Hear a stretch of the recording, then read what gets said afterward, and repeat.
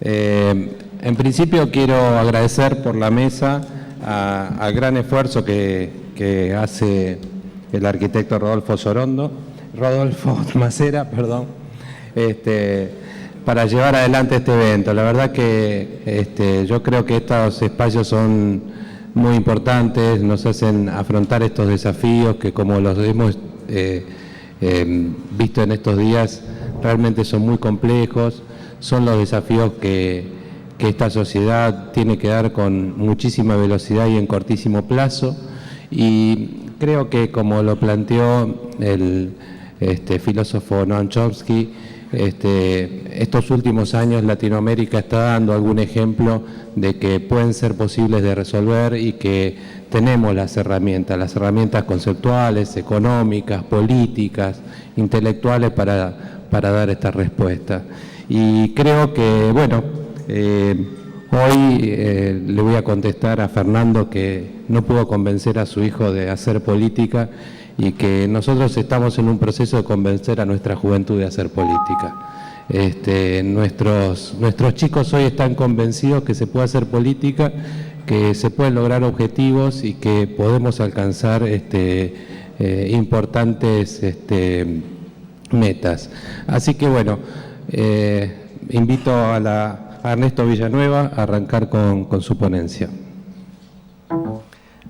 Buenos días a todos. En primer término, agradecerle a Rolo, que es un poquito más joven que Sorondo, por cierto, así que la confusión no cabe. La invitación, la posibilidad de conversar con ustedes. Y en segundo lugar, para casi todos los que no me conocen, les diré que no soy especialista en esta temática y la invitación surge de mi experiencia universitaria, en todo caso, y como víctima o como usuario de las ciudades, esa es la verdad. Viniendo para acá, recordaba un poquito el origen etimológico de urbe, de urbanismo, que todos ustedes deben saber mejor que yo, que se asocia muchísimo con el concepto de polis, con el concepto de política. Entonces la urbe también significa lo colectivo, lo de todos. Y aquí me parece que también es interesante recordar un texto de Platón, en Protágoras, donde cuenta el origen de la política. Es un mito. Es una versión del mito de Prometeo. Dios, Zeus, le encarga a Prometeo distribuir los bienes entre todos los seres vivos del universo. Y en el encargo está un cierto equilibrio. Esto es, a aquellos que les da fuerza, los hace lentos, a los más débiles les permite volar, a otros los hace astutos, también porque no tienen fuerza. En fin, va distribuyendo todos los bienes entre los seres vivos y al final queda el ser humano que, en el mito tradicional de Prometeo, se olvidan de él y por eso es que Prometeo roba el rayo a Zeus, a Dios, y le da la capacidad al ser humano de transformar. El rayo es, en alguna medida, la capacidad industrial, la capacidad de transformar las cosas y no solo utilizarlas. Pues bien, se hace eso y al poco tiempo Prometeo va corriendo a verlo a Zeus para decirle que ese esquema es un desastre, es muy bueno para todos los animales, pero es un desastre para los seres humanos. Porque los seres humanos, con esa capacidad que Zeus le ha dado, la utilizan para destruirse los unos a los otros. ¿Qué hago?, dice Prometeo. Mira, lo que le vamos a dar al ser humano es otra capacidad. Es la capacidad política. La capacidad política como la preocupación por el bien común. ¿Y cómo la distribuyo esa capacidad? Porque ahora hay carpinteros, hay herreros, esto es, cada ser humano se va especializando en alguna cuestión. ¿Construyo un grupo de gente que se dedica a la política? Y Seuss le dice, no, la política es algo que debe estar en cada uno de los seres humanos. Es algo que no es especializado, es una preocupación por todos los demás. ¿Se la tengo que dar a todos? Sí, por supuesto. Y con aquellos que no la tengan de todos modos, esos no merecen estar en la polis. Y me parece que este mito contado por Platón ya hace 2500 años, escrito por él hace 2500 años, evidentemente,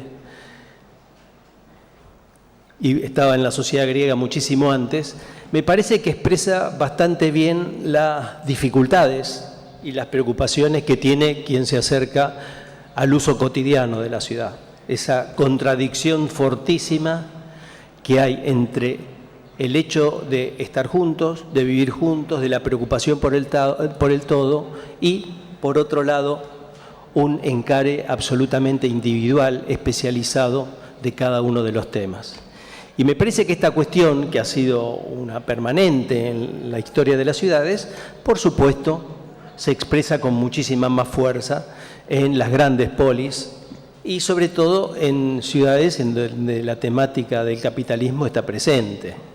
No solo hoy con los procesos globalizadores, sino desde el surgimiento mismo del capitalismo, en donde la tierra comienza a ser ya no un bien de uso, sino va a tener un valor de cambio determinado muchísimas veces por la proximidad a los centros más importantes, por la capacidad de construir ahí, por el acercamiento a los ríos o a las aguas navegables. En fin, de acuerdo con cada una de las épocas, la cuestión ha sido bastante diferente.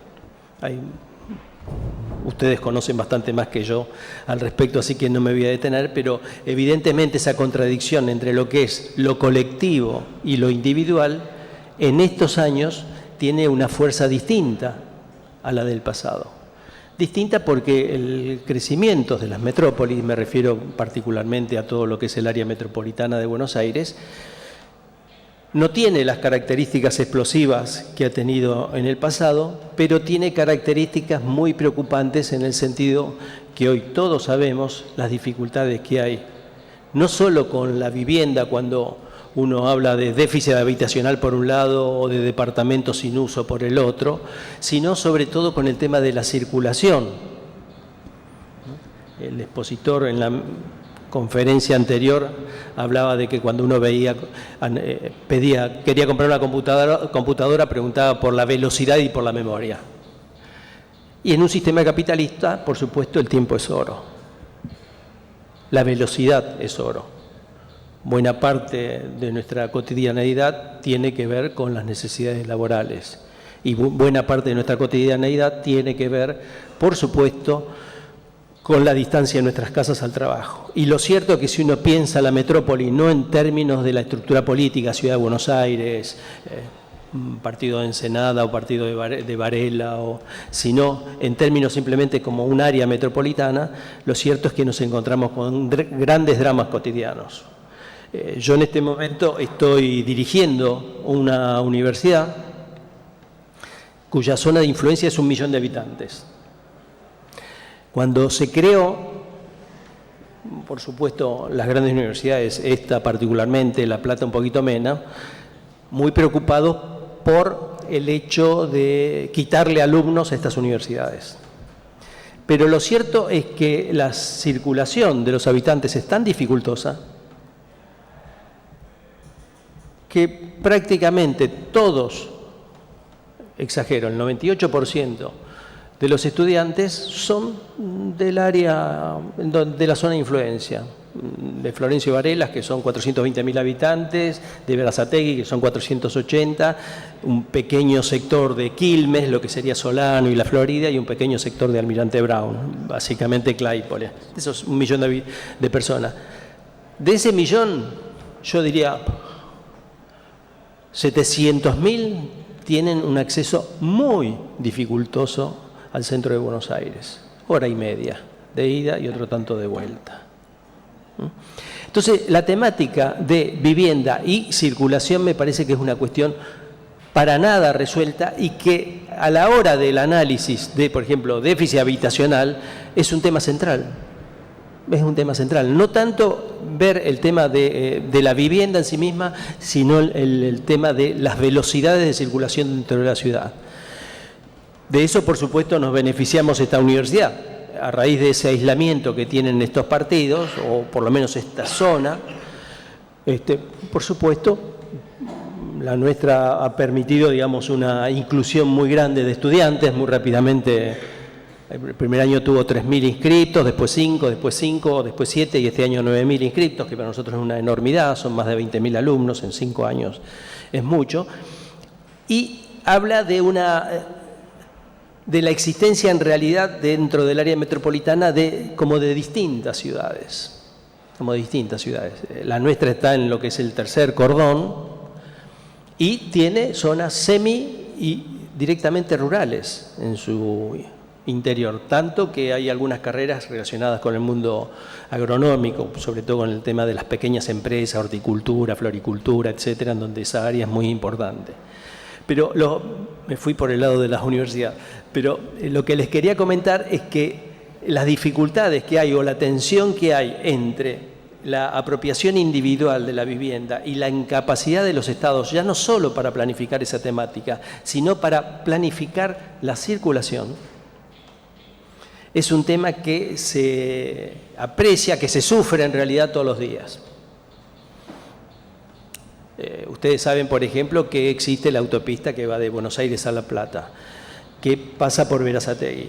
Y desde Berazategui se puede ir hacia Florencio Varela, hacia la universidad. Bueno, la calle que hace esa relación entre autopista y Florencio Varela, que son 3 kilómetros, 4 kilómetros, como es una zona fronteriza entre el partido de Quilmes y el partido de Berazategui, ni la falta el intendente de un lado ni del otro. Ahora, los habitantes somos los mismos. Esa dificultad política que es muy visible, digamos, para los que sufrimos cotidianamente eso, es un tema que se reitera en todas las áreas, no solo en el área de la decisión política general de vialidad municipal, vialidad provincial, sino que se reedita en el área educativa, en el área de salud, en el área de la administración del agua, de la administración de la electricidad. Esto es, hay una problemática de cómo está construido ya no solo el Estado en general, sino cómo está construido el Estado provincial y las diferencias que hay de fronteras dentro del Estado provincial para cada una de las actividades. A mi juicio, eso es un tema central a la hora de pensar el tema de la vivienda. ¿Se entiende? Esto es un conjunto de elementos que hacen a la posibilidad de que cada uno de los ciudadanos de esa zona viva mejor. Se dificulta o se imposibilita por estas fronteras disímiles para cada una de las áreas. Creo que hay un mapa muy interesante que hizo el Banco Provincia al respecto, que establece 18 temas distintos, ¿no? Agua, división política, electricidad, gas, vialidad provincial, etcétera, y superpone en ese trabajo los 18 mapas, que son 18 mapas distintos. Esto es, no hay uno solo para las 18, sino que son 18 distintos. Y me parece que esa temática, vuelvo al principio, me parece que esa temática, esto es, la posibilidad del bien común, la posibilidad de pensar un Estado eficaz que canalice los intereses individuales, tiene que ver con la fuerza, tiene que ver con la potestad, con el poder del Estado de hacer esas cosas. Estas estructuras políticas dificultan eso muchísimo. ¿Por qué? Es largo de contar, pero me parece que esta división, esta estructuración de política hace bastante imposible que, tanto para un gobernador o para los intendentes, que son como los primeros, los que están en la trinchera al respecto, puedan llevar políticas efectivas en distintas áreas. Esto se observa muchísimo en el tema de seguridad, ¿no? Se ha querido resolver en los últimos tiempos, pero más allá de lo que dicen los diarios, pero en las demás áreas también está la misma temática. Entonces, insisto, no como especialista, sino como usuario o como víctima de esta ciudad. A mi juicio, lo que yo encuentro, por lo menos en la experiencia que estamos teniendo ahí en la Universidad Nacional Arturo Jauretche, es esta tensión permanente que hay entre los problemas de vivienda, por un lado, que son mayúsculas en muchos casos. Pensemos que ahí en la zona hay asentamientos en unos casos, villas en otros, etcétera. Pero más grave que eso es el tema de la posibilidad de la capacidad de circulación de todos nosotros en la idea del trabajo y la casa, o del estudio y la casa. Y esa temática está realmente muy poco encarada, a pesar del conjunto de los esfuerzos que uno puede leer en los diarios todos los días. Nada más.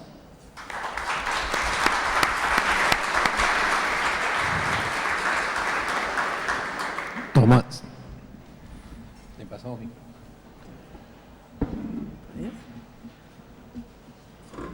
Opa. Bueno, mi nombre es Tomás Hagedorn. Yo represento hoy aquí la Secretaría de Asuntos Municipales del Ministerio del Interior de Argentina. Ustedes van a detectar que mi acento no es argentino, es alemán. Bueno, pero sin embargo yo represento una institución argentina.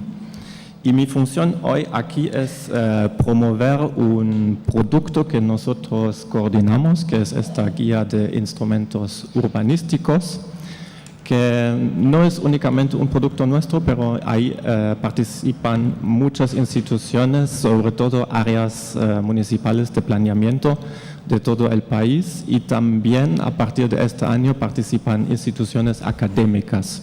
Y como estoy aquí en un ambiente académico, también quiero utilizar este tiempo a motivar a este sector a integrarse, a inscribirse, a registrarse en este proyecto, porque es un proyecto abierto. Pueden participar instituciones argentinas competentes en materia de urbanismo, no solo áreas municipales de planeamiento, también cátedras de planificación urbana, institutos de urbanismos, facultades de arquitectura, diseño y urbanismo, por ejemplo, pero también cámaras profesionales, cámaras empresariales y ONGs. Bueno, seguimos con las láminas, tal vez directamente la próxima. Lo que a nosotros nos interesa es sobre todo el proceso de producción de ciudad o de reproducción de ciudad. Fernando Carrión mencionó que una ciudad es un organismo vivo que en permanentes cambios, y la pregunta es en la gestión de un intendente de un municipio, que son las contrapartes de nosotros que trabajamos en un ministerio nacional, cómo hacer para que funcionen mejor estas ciudades. Y a nosotros nos interesan sobre todo los elementos que vemos aquí representados por algunos colores en este gráfico, que son en rojo los lotes comerciables, lotes con distintos usos, ¿no? Después tenemos otros elementos que son en gris acá, la infraestructura vial y la infraestructura de servicios, para decirlo de otra manera, caños, cables, calles, ¿no?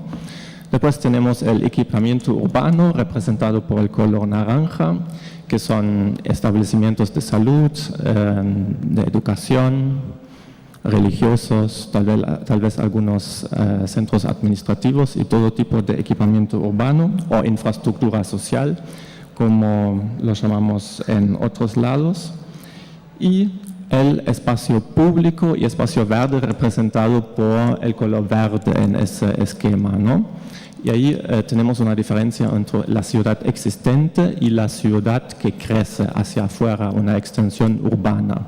Y para acentuar a Fernando Carrión tal vez un poquito, las ciudades argentinas están creciendo más o menos en un promedio de 1% anual en habitantes. Y este crecimiento es muy desigual. Las ciudades patagónicas tienen un crecimiento muy acelerado de más de 2%, el área central más o menos el promedio del 1% y el norte crece sorprendentemente menos, con menos ritmo. Y no es solo el crecimiento poblacional que nos preocupa en la gestión, también es el crecimiento de la demanda de vivienda, ¿no? Porque no solo necesitan viviendas nuevas, los nuevos pobladores, los nuevos habitantes, pero también las personas que viven en la ciudad y la ciudad tiene una tendencia de tener siempre menos integrantes por hogar.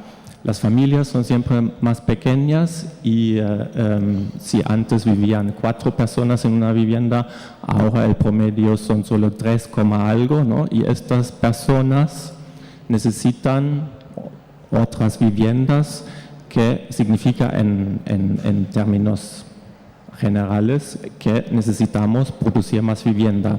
Y si bien este país crece en un ritmo del 1% anual, tenemos que producir cada año 2% más de vivienda, comparado con el stock instalado de vivienda, que son más o menos 12 millones de unidades. 2% más de vivienda cada año es mucho y muchos municipios tienen grandes problemas de cumplir con estas exigencias. Acá podemos observar un poco cómo crecen las ciudades, ¿no? Tenemos algunos terrenos rurales en las afueras sobre los cuales algunos desarrolladores o propietarios de estos terrenos tratan de desarrollarlos, convertir suelo rural en suelo urbano, que es uno de los emprendimientos más rentables tal vez que conocemos en estos días. Y este crecimiento en muchos casos no está muy ordenado, pero ocurre en todos lados, muy disperso, que tiene muchas consecuencias. La próxima lámina vemos que hay una manera de pensar, ok, este crecimiento urbano no necesariamente debe irse para afuera, para urbanizar nuevas zonas, porque todas estas nuevas zonas necesitan nueva infraestructura, ¿no? Y esta infraestructura tiene un costo y este costo tiene que financiar alguien, ¿no? No importa en este momento quién sea este alguien, pero necesitamos dinero para financiar esto. Pero hay posibilidades dentro de los cascos urbanos, todavía no consolidados, porque tenemos una gran cantidad de baldíos que a veces tienen una completa dotación con infraestructura, o a veces les falta cloaca sobre todo, o pavimento, o otras infraestructuras, ¿no? Y si vemos la próxima lámina, para ilustrar un poco el crecimiento que tiene como consecuencia, si extendemos las ciudades, las densidades están bajando, y esto ven en este gráfico para tal vez 20 o 30 municipios argentinos. Estos son datos relevados por el Centro de Investigación en Planificación Urbana y Vivienda de la Universidad de Itela. Y a la Universidad de Itela agradezco para proveernos estos datos, nos permite pensar en qué aspectos tenemos que intervenir, y me gustaría motivar a otras ciudades también a investigar en algunas cuestiones que tal vez ahora entre las menciones que hago encuentren. En nuestra Secretaría hay líneas de financiamiento para este tipo de trabajos. Si seguimos, vemos ilustrado el crecimiento en cantidad de vivienda y crecimiento del territorio urbanizado, y en general lo que van a detectar ahí es que si bien crecemos con un 10 o 20% de vivienda por ciudad en una década, el territorio ocupado para las mismas viviendas es mucho más grande que un 10 o 20% espacio urbano, ¿no? Y acá tenemos también algunos ejemplos extremos que no quiero profundizar más. Y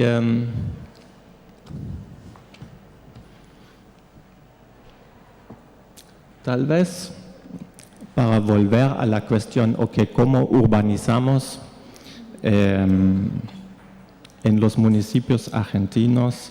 Un secretario de Planeamiento de Obras Públicas está interesado en saber, ¿cómo produzco lotes? ¿Cómo produzco infraestructura? ¿Cómo produzco equipamiento urbano? ¿no?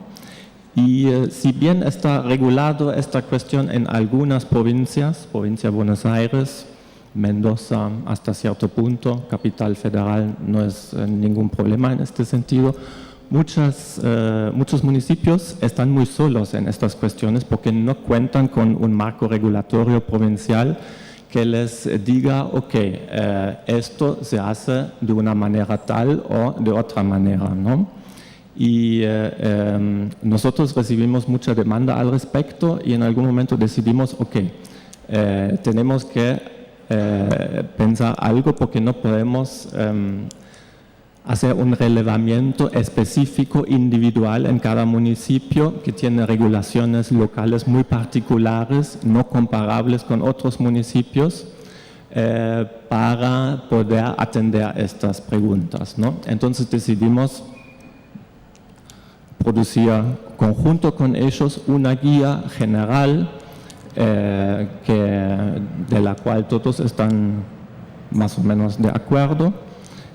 Los preguntamos y estos instrumentos que encontramos acá son las que se encuentran en todos lados. Preguntan,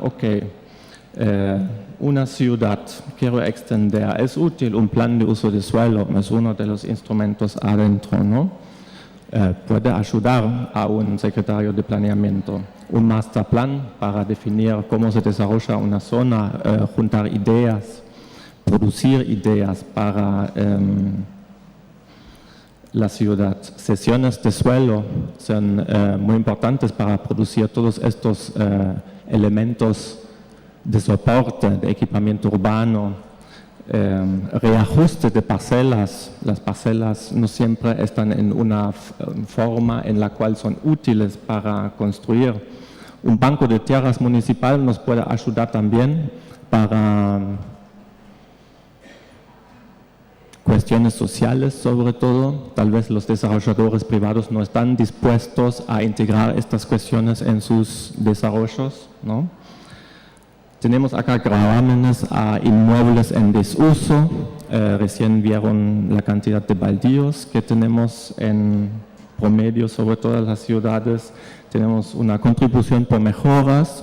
Es una cuestión cómo financiar las obras de infraestructura, cómo financiar parques o otros elementos públicos que son de gran utilidad para distintos tipos de usuarios urbanos. Un fondo de desarrollo urbano. Un convenio urbanístico para grandes desarrollos que puede producir bienes públicos a una escala interesante para la municipalidad. Y también tenemos acá algunas menciones para financiar redes de infraestructura. Sobre eso va a haber otra publicación más en este año. Y si seguimos acá con las infraestructuras, con la próxima lámina, vemos que el financiamiento de estos elementos urbanos es muy heterogéneo en los municipios. Acá tienen municipios que son estos puntos relevados, puntos azules, que financian el 100% de estos ítems de infraestructura y otros que financian el 0% de estos ítems de infraestructura, ¿no? Y estos municipios son tal vez Florencio Varela o Berazategui, que son municipios vecinos en una aglomeración urbana de Buenos Aires o de Rosario o de Tucumán, ¿no? Y interesante ahí es cuál es el criterio para financiar esta infraestructura con todos fondos públicos o con 0 fondos públicos, ¿no? Si nosotros observamos los precios de los lotes, ¿no? Hace una diferencia si un lote tiene conexión a la cloaca, hace una diferencia de precio si el lote tiene un acceso al agua potable, ¿no? Hace una diferencia si cuenta con pavimento, con acceso con una red de gas, ¿no? Y todas estas infraestructuras, hay otra lámina ahí. Y a nosotros nos preocupan los criterios o la falta de criterios en la aplicación de estos instrumentos urbanísticos, y nosotros tratamos de no solo de ordenar, pero de explicar cuáles consecuencias tienen este tipo de culturas urbanas de financiar todo o nada, ¿no? Porque donde financio el 100% de la infraestructura, permito a los propietarios del suelo obtener el aumento de valor de ese suelo por la inversión pública, ¿no? Esto es una transferencia de dinero del presupuesto público de todos nosotros hacia los propietarios de suelo. Ahora podemos discutir esto es justo o no es justo. Hay distintos grupos de usuarios y yo entiendo muy bien si esto pasa en ocasiones cuando se trata de gente con menores recursos, de pobres, ¿no? Pero acá vemos que no parece que son estos los criterios, ¿no? Criterios sociales. Si en un caso serían en estos municipios todos pobres o en otro municipio todos ricos, entiendo, ¿no? Pero no es así y a nosotros nos gusta debatir o concientizar estas cuestiones aunque no haya resultados convenientes en el momento. Seguimos y con eso termino también.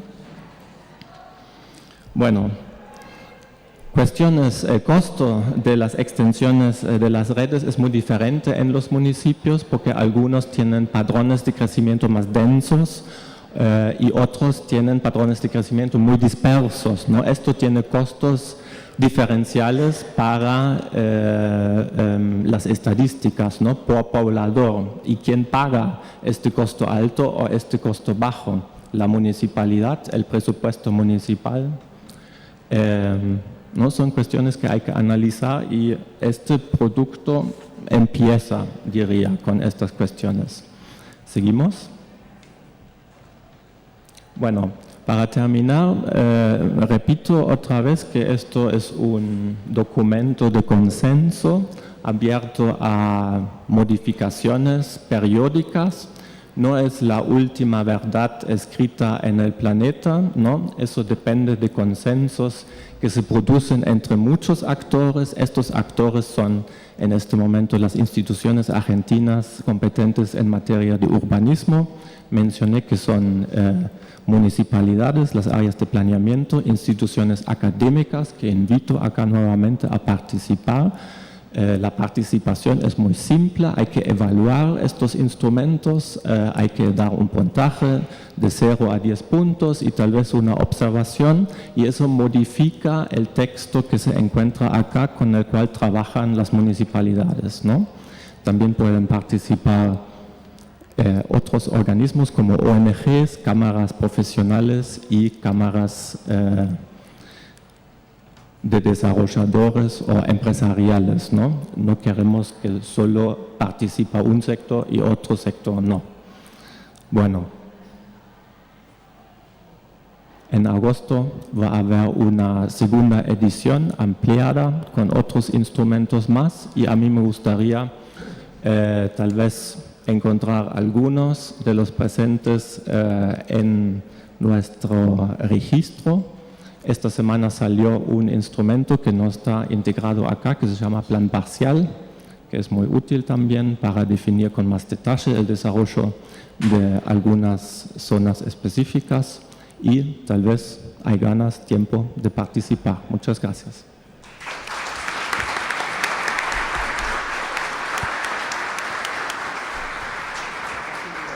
Bueno, muchas gracias, Tomás. Le pasamos el micrófono a Flavio. Hola. Hola, hola.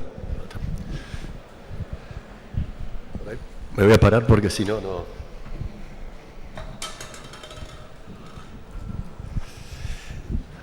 Bueno, gracias por la invitación y me parece también felicitaciones por esta clase de evento, porque hay varios temas que me parece pertinente discutirlo en ámbitos académicos. Cuando presentaba, leí el título Explorando nuevos paradigmas, ahí me puse a pensar cuál es el significado de nuevos paradigmas y por qué pensar en nuevos paradigmas y a qué nos referimos cuando hablamos de nuevos paradigmas. Y me parece que en universidades como este tipo, donde los resultados o los paradigmas son imágenes y son resultados proyectuales, me parece que vale la aclaración que en la ciudad los paradigmas no están dados en la imagen o en la imagen final, sino en los procesos y los parámetros de pensamiento. Me parece que lo paradigmático no está entonces en ver el resultado, en ver proyectos definidos, sino en cómo pensamos los conflictos y las posibilidades de desarrollo, sobre todo en las políticas de hábitat. Y en ese sentido lo relaciono con lo que dije al principio, el tema de la universidad, porque creo que la universidad tiene en ese prejuicio de que nada de lo que hagamos tiene que ser construido, la capacidad de pensar procesos paradigmáticos que generen visiones y reacciones posibles a ser implementadas en futuros procesos de intervención. Eso como inicio. La próxima, por favor. Entonces, esa forma de entender la ciudad también puede ser diferencial. Cuando hablamos de ciudades y cuando hablamos de conflictos, no es ni un conflicto ni una ciudad, en realidad es cómo uno la interpreta, cómo uno la vive, cómo uno la piensa, y de acuerdo a la manera en que uno la está viendo, el proceso de comprensión y el proceso de construcción de ese paradigma o de ese parámetro puede ser alternativo. En esa forma de pensar, me parece también que uno habilita la capacidad de replicabilidad de lo que está pensando y no lo reduce en un resultado congelado que después la forma de replicarlo, de generar alternativas o variables o variantes, queda completamente impedido. Entonces, una de las situaciones que quiero plantear acá es cómo hay una posibilidad de construir o de repensar la estructura urbana. Entonces, hay una visión que es clásica, es decir, la estructura urbana tiene una estrategia que está definida, como vimos recién en las presentaciones previas, en lo que es la estructuración de su espacio y de su condición física. Y eso está definido desde el vamos en una manera de construir su forma, infraestructura. Para nuestra ciudad, la cuadrícula, el cuadrado y el amanzanamiento es estratégico y es una forma en la cual se pensó la ciudad para poder definir una forma y una manera de desarrollar las infraestructuras. El desarrollo histórico y la manera que esa cuadrícula se construye y se manipula, me parece que es lo que genera todas las variables que dan esa capacidad y esa calidad reconocible de nuestra ciudad. La próxima, por favor. Pero dentro de eso y esa manipulación existe otra manera de concebir, que es la articulación táctica, la manipulación táctica. Y que en ese sentido ya es no ver la condición física, la condición infraestructural, sino el lugar como una condición sociocultural. Esa condición sociocultural y que se sitúa principalmente en estas ciudades que se basan en una estructura regular, homogénea, y no definida, es lo que permite que lo diferente se construya, se convalide y genere las posibilidades de interpretación alternativa a cada uno de los fragmentos y segmentos de la ciudad. Entonces, en ese sentido, la estructura urbana deja de ser reconocida solamente por su forma física, sino por las situaciones de las diferencias. Entonces, esas diferencias, que son actividades culturales, empieza a definir dentro de todo lo que es la estructuración de la ciudad los aspectos que están referidos a prestigios, estigmas de las diversas comunidades que la construyen o que las conforman. Ahora, dentro de eso existe un peligro y que es lo que empieza a generar un proceso táctico negativo, que es cuando ese diferente se considera como una situación peligrosa. En esa situación peligrosa, y que no voy a entrar a decirlo porque en la presentación de Fernando estuvo muy bien los conceptos definidos, empiezan a armar otro tipo de táctica, que es estigmatizar comunidades y lugares. En ese proceso de estigmatización empieza a generarse en lo que es la ciudad el tema de fragmentación, de segregación y de marginalidad de espacios y de lugar. La próxima, por favor. El resultado es la guetificación de las ciudades, la verdad que estuvo muy bien explicado, y uno lo puede interpretar o reconocer en dos respuestas, digamos, contrapuestas, pero no tanto. Lo que es la expansión urbana y la definición en lo que son, o la construcción de los barrios cerrados, y en la favelización con el tema de las villas de emergencia. Ahora, si uno compara lo que es la expansión urbana, lo que son los barrios cerrados o todo este tipo de emprendimientos y lo que es las villas de emergencia, existe una diferencia fundamental que son los valores comunitarios. Dentro de las villas de emergencia existe una posibilidad, existe una ventana de transformación que está estructurado y está definido en los valores comunitarios. Y esos valores comunitarios se construyen en el sentido de pertenencia de una comunidad específica en el lugar y la identidad cultural de la comunidad con su contexto. Eso define a los barrios, a pesar de que ser lugares prohibitivos, fragmentados y demás, una capacidad o un valor agregado que es su capacidad de ser parte de un lugar. En los barrios cerrados y en esos lugares, esa capacidad no existe, esa identidad no se construye y la única posibilidad de ser parte de es solamente ser parte de alguien más para que me reconozca a mí con su posibilidad de que me acepte. En cambio, en los barrios yo tengo posibilidad dentro de mi comunidad, dentro de mi historia, dentro de la forma en que puedo desarrollar mi estructura social, la capacidad de ser parte de él y definir un proceso que se llama el Anslamming. El Anslamming es un concepto muy interesante definido por Jean Jacobs en el 61, y que lo que dice el Anslamming es que todo barrio tiene, en el mismo momento que se empieza a construir, su proceso de dejar de ser marginal. Entonces, en la medida que uno reconozca cuál es el proceso o la capacidad o el pensamiento entre líneas que existe en cada uno de los barrios para dejar de ser barrios marginales y fomentar y potenciar esos procesos de transformación, es donde las capacidades o estas capacidades de construir pensamiento paradigmático o alternativo puede empezar a construirse. La próxima, por favor.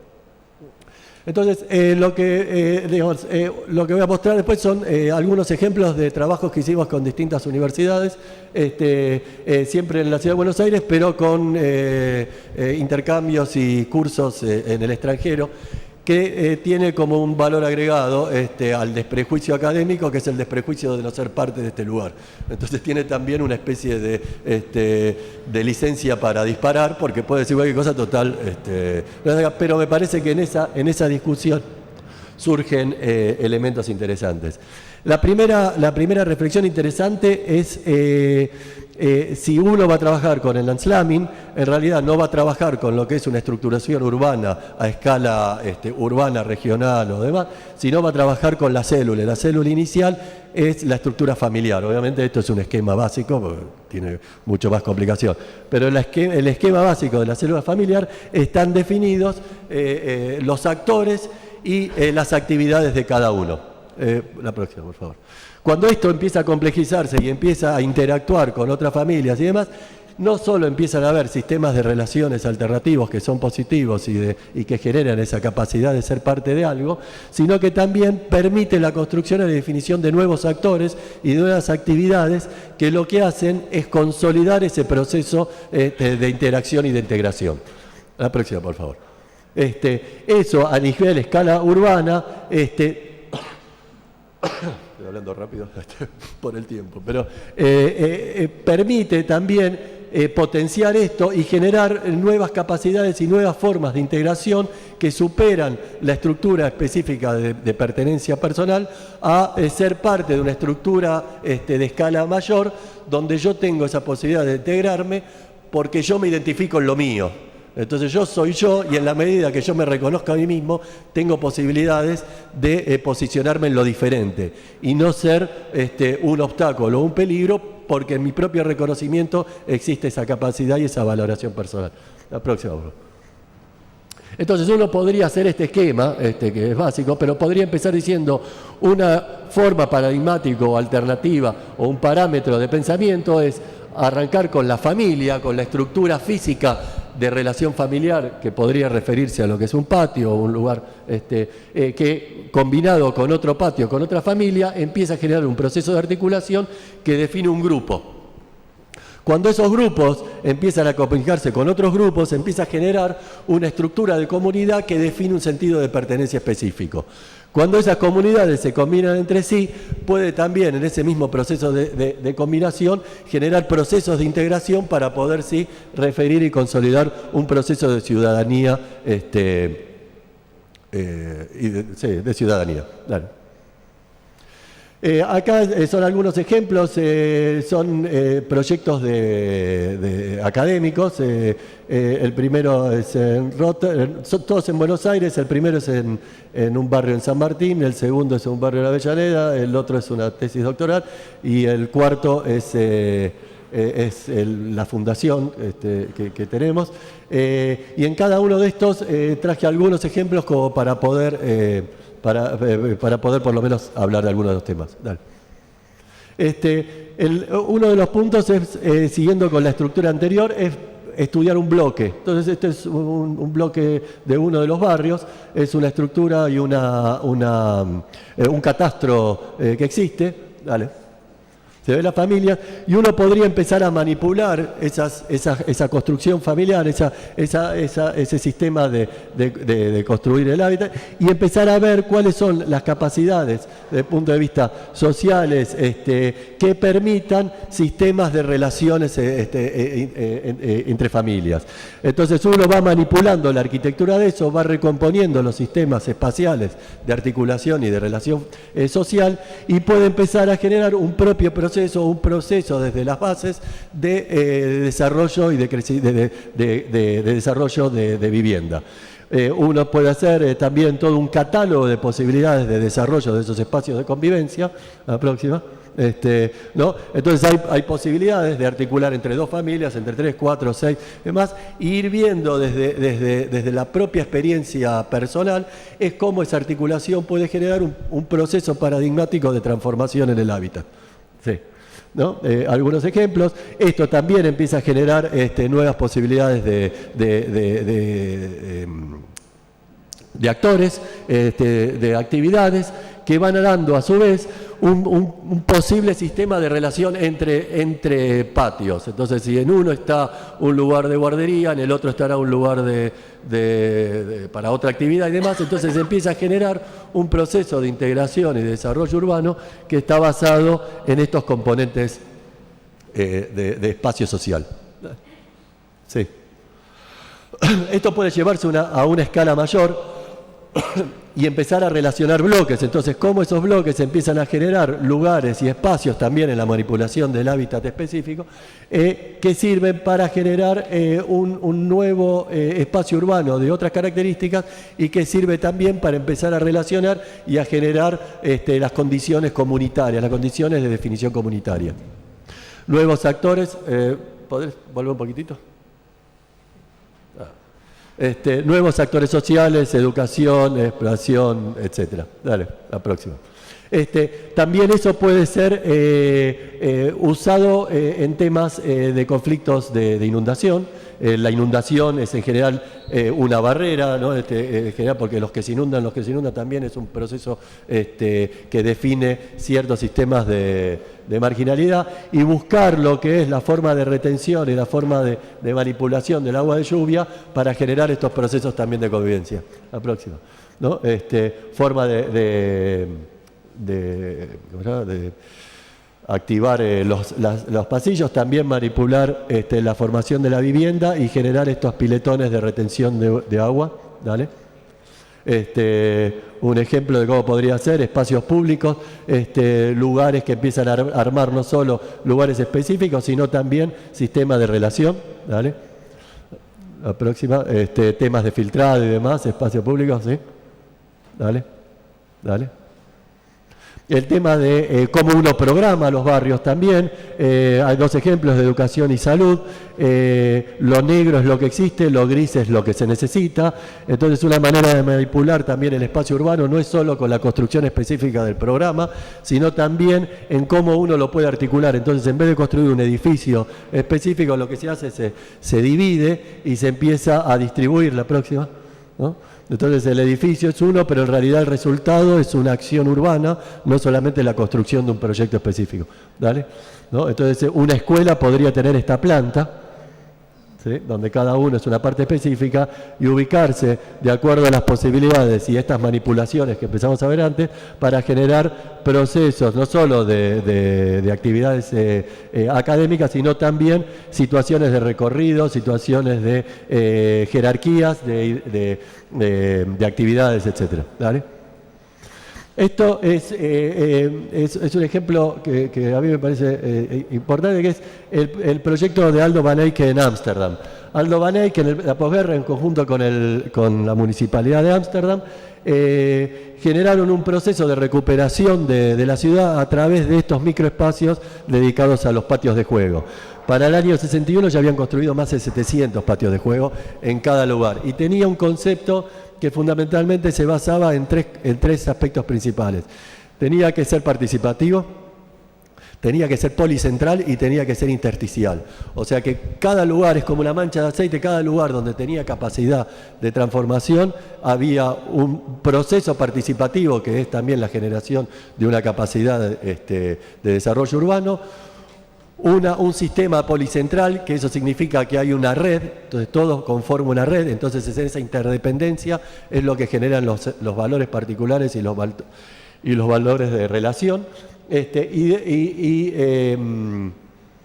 y tenía que ser intersticial en ese sentido de aprovechar cada lugar, cada hueco en una ciudad que había sido bombardeada, ¿no? Dale. Entonces hay un esquema que nosotros también empezamos a ver, es que si uno empieza a desarrollar un sistema de entrevistas, puede generar un proyecto específico en un lugar, la próxima, pero generar un proceso de influencia muchísimo mayor, que a su vez en lo que es en las relaciones con otros procesos similares generan una red, la próxima, una red de desarrollo urbano alternativo. La próxima.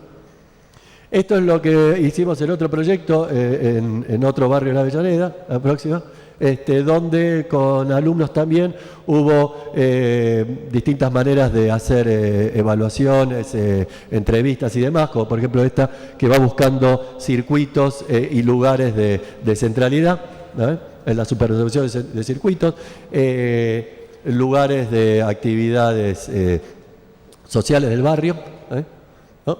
La próxima.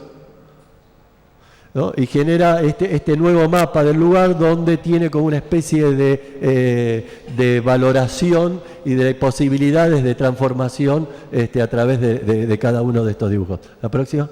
Entonces diseñamos como una trama, unos esquemas de patios de juego, desde un banco hasta una plaza. La próxima, ¿no? Que pueda ser articulado para también permitir esa capacidad de intersticio, de adaptarse a los intersticios, y buscar dentro del barrio una red de articulación basada en lo que es el juego, las actividades deportivas y las relaciones entre los más jóvenes del barrio. ¿Dale? Lo mismo en otro barrio, en lo que es el horizontal era un canal que parte fue entubado, ¿vale? ¿Sí? Entonces se armó como un rearmado de la estructura vial, ¿no? Y lo que se armó también es un parque lineal, pero el parque lineal está estructurado en base a fragmentos. Cada uno de los fragmentos tenía un presupuesto de $20.000 y estaba en relación directa con una estrategia total, pero con una situación táctica entre vecinos. Entonces, de acuerdo a la cercanía, la participación es distinta, los resultados eran distintos, las actividades también. Algunos ejemplos, había lugares de juego, de deporte, de cultura, de producción. Dale. Entonces, para terminar, antes que me arranque el micrófono, una conclusión con lo que es el concepto de la slamming, ¿vale? Y donde uno puede armar como un gráfico donde la intervención o el paradigma siempre estuvo buscado en la acción específica de la arquitectura. El paradigma es de qué manera yo produzco mi acción y genero una modificación en los usos y en las formas urbanas. Lo que pasa es que ese paradigma en general produce efectos reactivos, así como no Bielsa, Basile decía, los jugadores se me mueven, tengo otro equipo que reacciona. Cuando el otro tipo reacciona, mi propia estrategia está puesta en duda. Entonces yo tengo una estrategia que está definida en un imaginario y cerrada en un propio resultado, no entiendo la táctica del oponente. Al no entender la táctica del oponente no tengo flexibilidad de reacción y no tengo capacidad. Entonces lo que pasa es que muchas veces esas reacciones me producen goles en contra. Entonces me produce modificaciones en general negativas en los sistemas de uso y de forma que yo había transformado. Entonces el mismo proceso me viene en contra. La próxima. Entonces el paradigma o la motivación o la posibilidad es ver de qué manera entonces nosotros podemos provocar esa reacción táctica. Entonces, ¿cómo puedo hacer que mi contrincante juegue de una manera para yo entender que el resultado va a ir por allá y no por acá, y no fijarme en un resultado específico, sino motivar los procesos de reacción y generar estos paradigmas de transformación en lo que es el hábitat y en las situaciones urbanas? Bueno, gracias.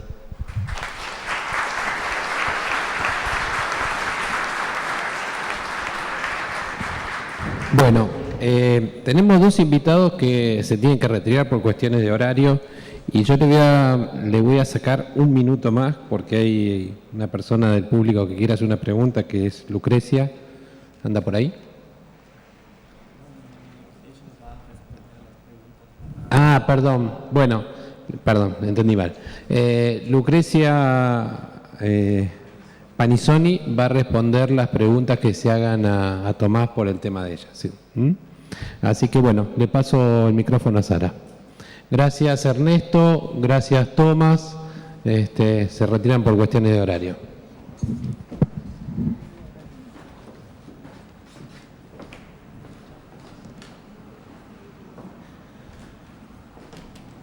Bueno, yo también agradezco a estas jornadas que nos permiten presentar el programa de crédito argentino del Bicentenario, un programa destinado a la creación de créditos para la vivienda y que tiene como una de las características que se ha visto a lo largo de estos 2 años y medio que tiene en construcción, es su gran capacidad de responder a los cambios que la práctica demuestra necesarios, y además una gran creatividad, y esto lo digo en el amplio término del significado de esta palabra, justamente que acompañado a la capacidad de reacción. La próxima.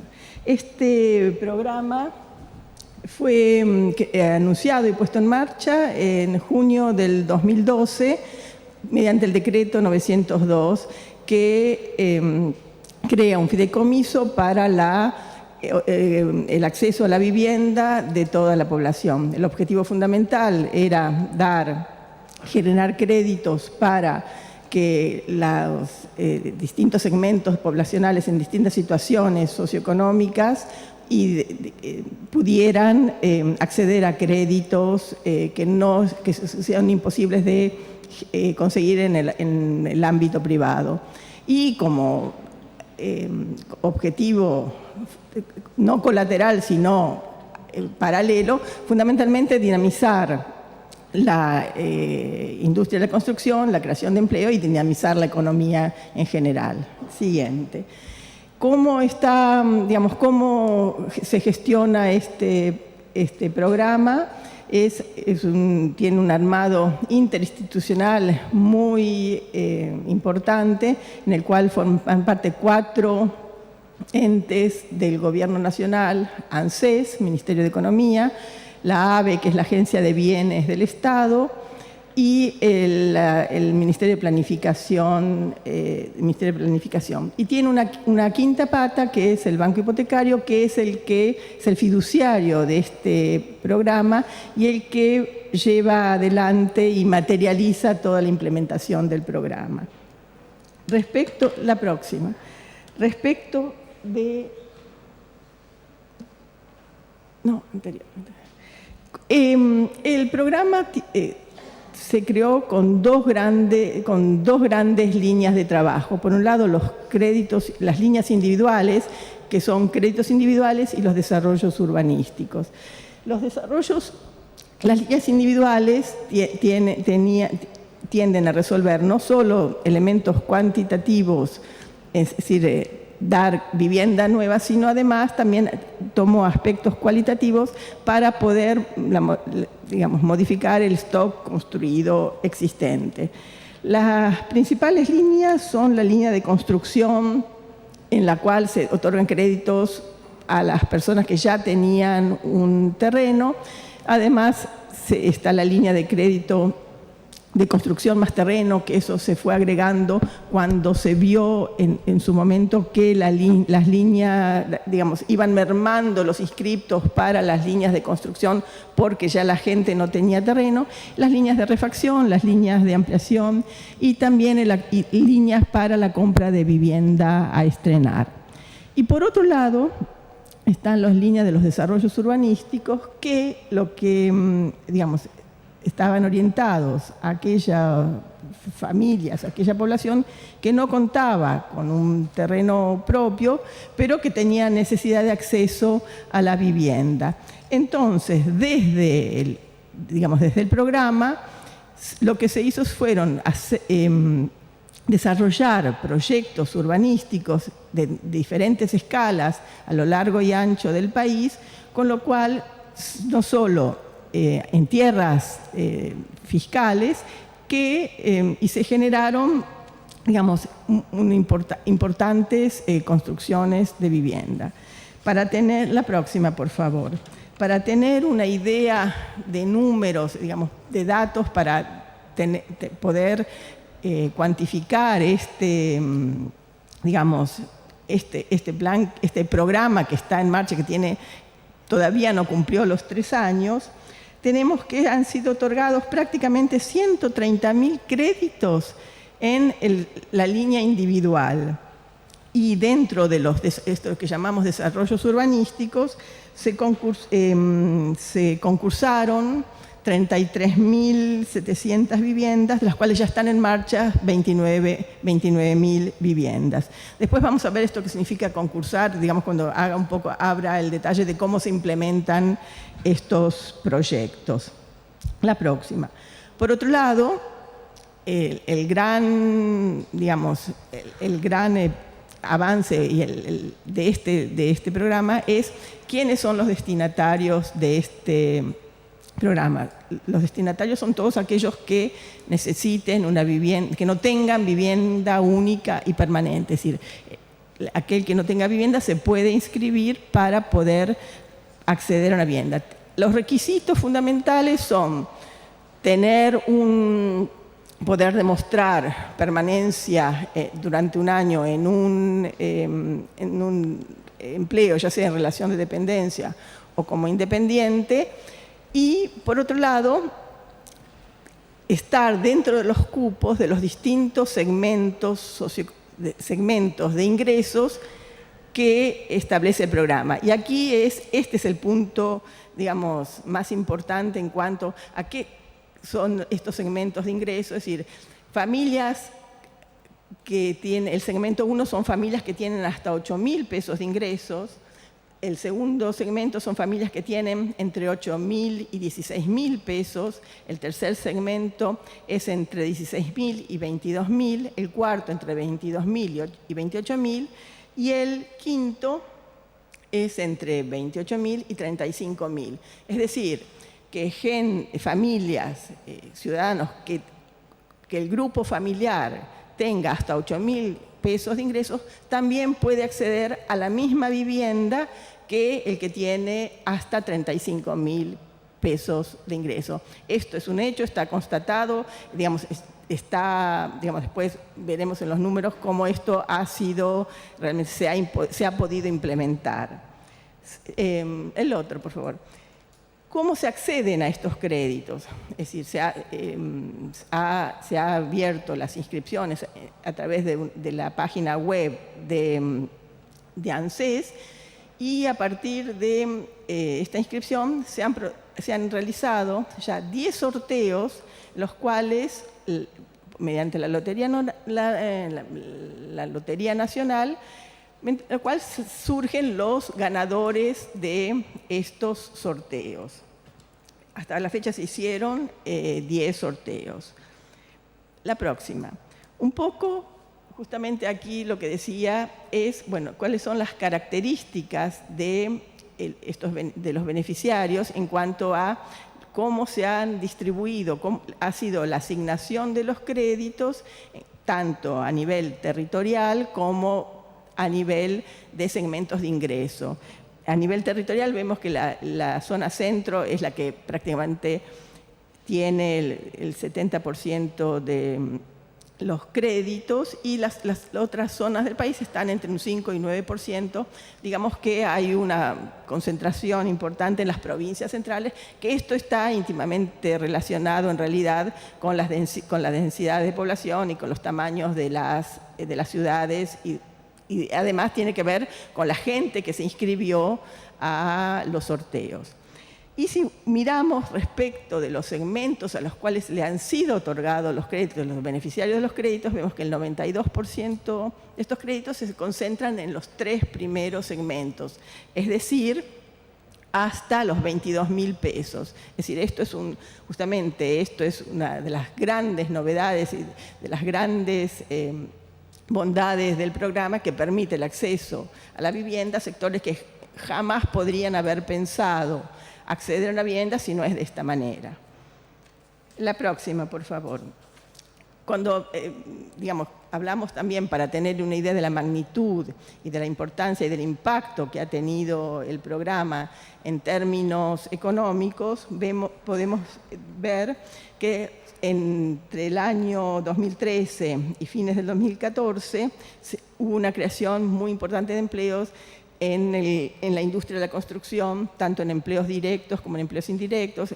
El total, la estimación habla de casi 307.000 empleos, de los cuales 185.000 serían empleos directos, y el resto, 122.000, empleos indirectos, que habla de la magnitud de impacto y de dinamización que tuvo en la economía.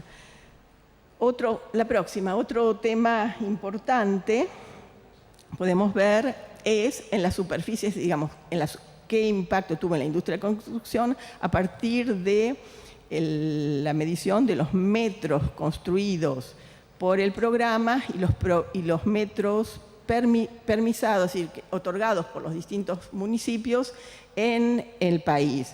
Y Procrear, a nivel de los 42 municipios, más importantes del país, implicó el 52% de la construcción residencial de estos municipios. Y a nivel total del país, la estimación es que el programa tuvo una incidencia del 26% en los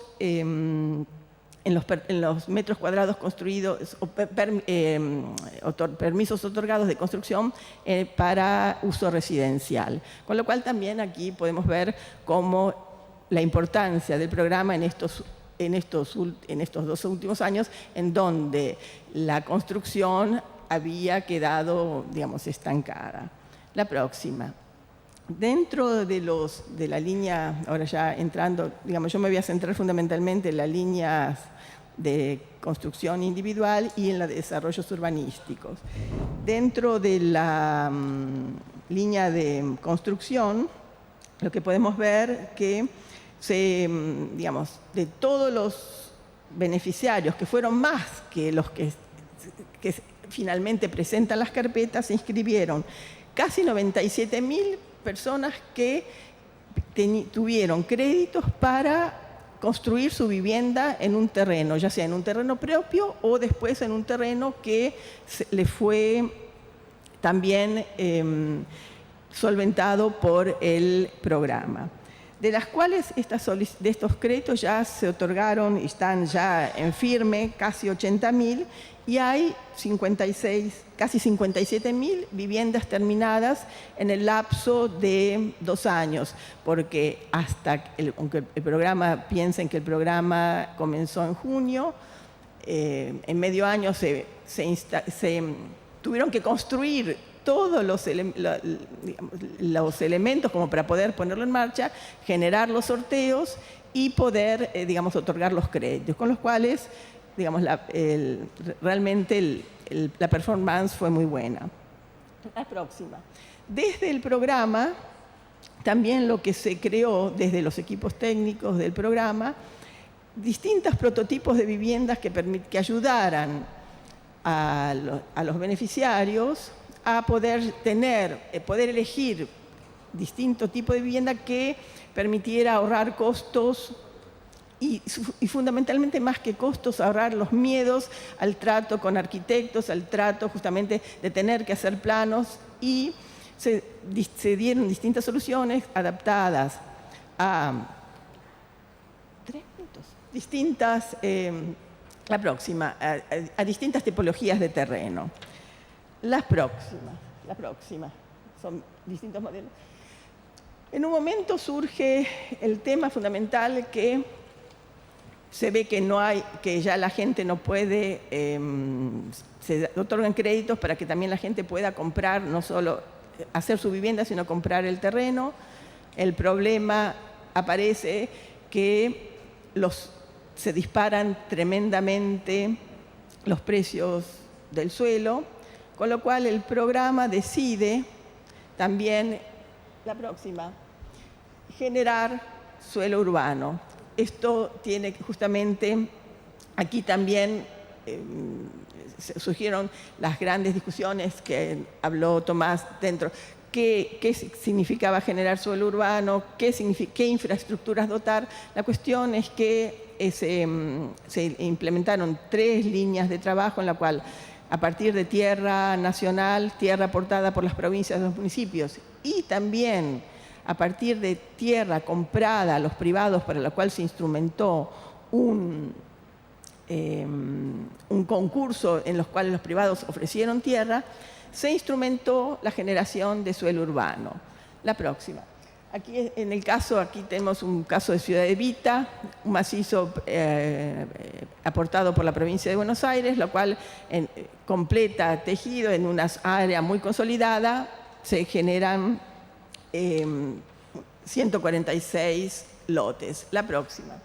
En este caso es otro caso en suelo comprado un privado en la ciudad de Pergamino, y otro caso, a modo de ejemplo, es en Hurlingham,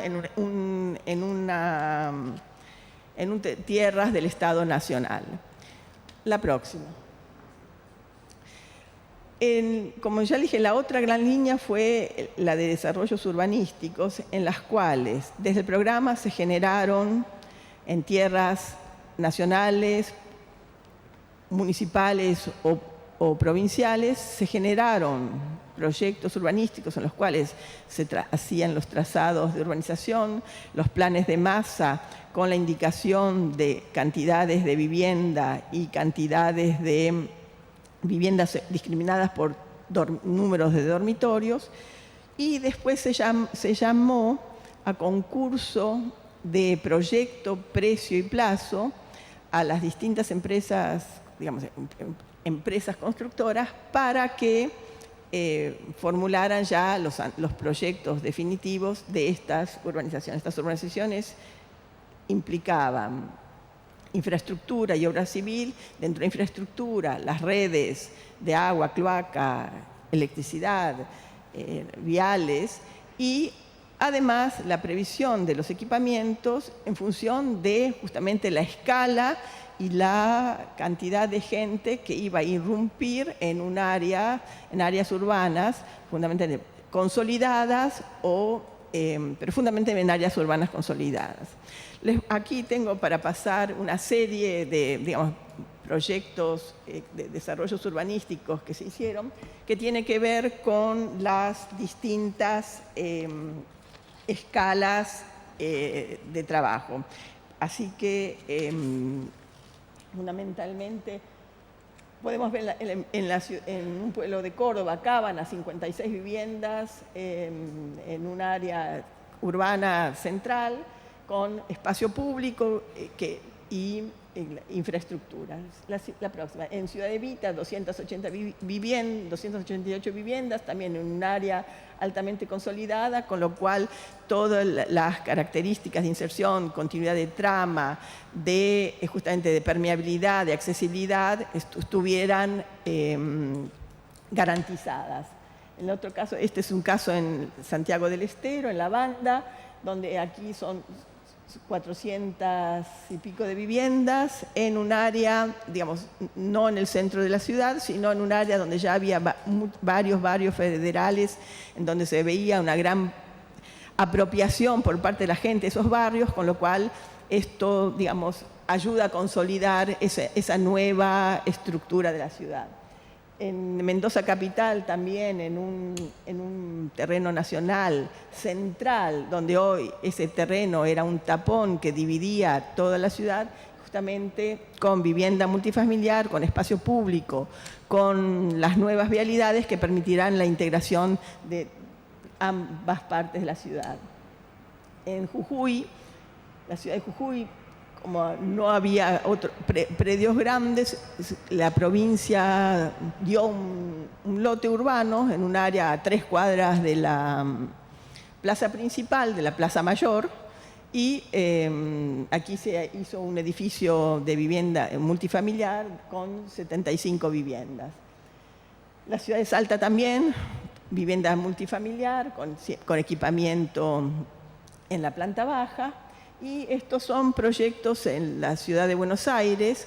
Fíjense que a medida que nos ubicamos en ciudades centrales, en ciudades, digamos, altamente consideradas, ciudades capitales, aumenta la densidad, aumenta la cantidad de viviendas. Este es el caso de Estación Buenos Aires, una playa ferroviaria desactivada, en la cual hay un proyecto justamente urbanístico de 2.900 viviendas, con espacio público, con equipamiento, con vivienda en multifamiliar. Este es otro caso en Estación Sáenz, también con 900 viviendas.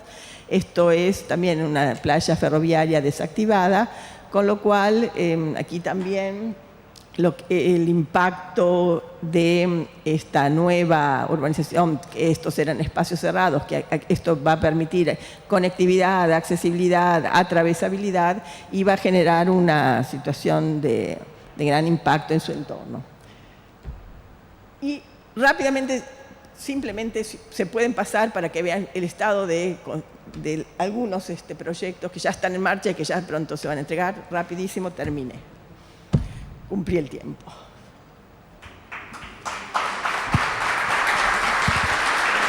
Bueno, muchas gracias, Sara. Pasamos el micrófono a Beatriz.